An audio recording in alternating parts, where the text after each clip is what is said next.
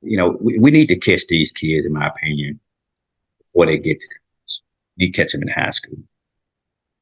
Try to Mhm. get opportunity to come work in the store and them an internship because I think that's where the disconnect come in with a lot of our kids.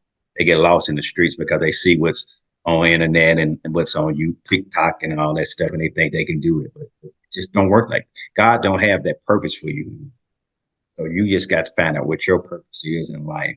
You got to get your education. The dropout rate has increased over the years. Literacy rate is gone down. There's a lot of things that comes into play with our young youth now. They just for an example, I grew up in Westwood. We used to go to the community center to swim. The swimming pool been Mhm. closed for 7 years. So That's during the bad. summertime, what we gonna do? Right. What the kids gonna do? Lady pulled up, young lady pulled up on a lot. Say, hey, I'm trying to find out what I can get past to go swim. The swimming pool was closed, so she had to go probably 20 to 30 minutes just to take a kid swimming. Oh wow. So That's just that's imagine that. she didn't have transportation. So Yep. I think the integral part in these communities is raising awareness that we're not going to allow it to happen. See, that's the problem. We sit there and accept what they say they're going to do and don't fight for it. But let them go out east or different fluent part of where you live.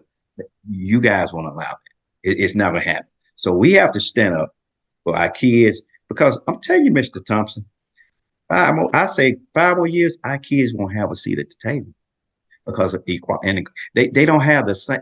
We can't. I'm just going to tell you, I have to work 20 times harder than my counterpart. Mhm. I have to, or my colleagues, to prove myself that I'm worthy as a successful businessman as you are. So I Mhm. earned it. But that's not how some people see us or see me. They don't see me Mhm. like that. You gotta continue to fight, scrape for what's mine. Show, Right. hey, I can do it. I can do it. I can do it. I know what I can do. Now I think I deserve a seat at the table, at least. So at Well, the it end, back to, and I mean to stop you, but it comes right back to the relationships that you have. Oftentimes, even when we do get involved at the corporate level, you're not invited out to have the late night cocktails. Even though I don't drink, I can have a Coke, I can have a Sprite. You're not one of the people sitting around the table, either the meeting before the meeting or the meeting after the meeting. And some of that is because of who they have running the organization. They don't look like us. They don't feel familiar. They don't feel comfortable with us. So a lot of things have to change what you're talking about. The leadership of the companies, the stockholders or the shareholders have to think more in line and say, listen, you all have got these stores in the so-called hood and you're toting franchise money out of here like crazy. What is it that this brand is doing on behalf of all the royalties that we're taking out of this community? So, and they're not going to think that if there's not anybody at the level that can make decisions to think about it, those folk are not even thought about. Those are the people that we, in one of the brands that we have been associated with, we kind of got away from that $2.99, that $4.99, that $5.99, that $6.99 person, and we started charging a lot more money. And we kind of forgot about that person. So oftentimes, that's the person that eats with us 3 or 4 times a week in certain brands. So, the brand has to be cognitive of who they are and not fool themselves in thinking that they're Chick-fil-A when they're not Chick-fil-A. That happens many times.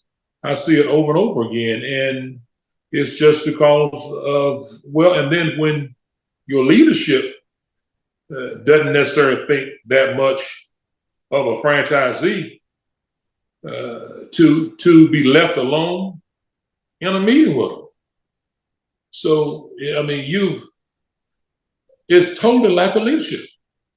So whenever those things change, I think some of the things that we're talking about can get impacted. I mean, I've been around a couple of leaders that was well aware of the things that we're talking about, and the relationships from the top to the bottom is a lot better.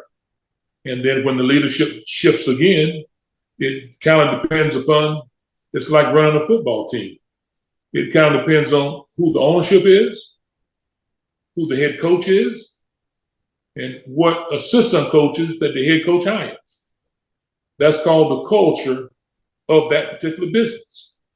So as long as the culture is in good fashion with this part of the business, things tend to go better.